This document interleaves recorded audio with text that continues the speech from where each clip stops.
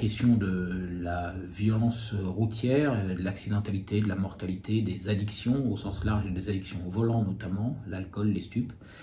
Là aussi, on reste sur un point dur et avec une année 2024, à cette fin août, où les indicateurs sont plutôt au rouge. Pour la zone de gendarmerie, une hausse des tués sur la route,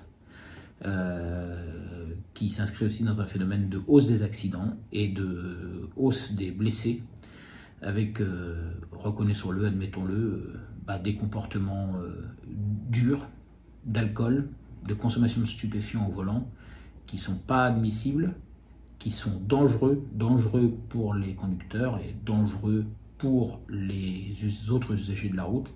Je veux deux exemples extrêmement récents. Un accident mortel de la circulation seul en cause. Le conducteur s'est tué au volant, mais l'enquête nous a déterminé qu'il avait 3,44 grammes d'alcool dans le sang.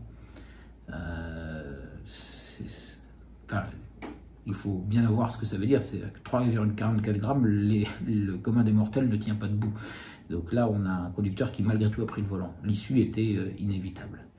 Et d'autres affaires récentes, par exemple sur les conducteurs de bus ou les conducteurs de transport scolaire, où en faisant des contrôles sur leurs heures de service, on relève des conduites addictives.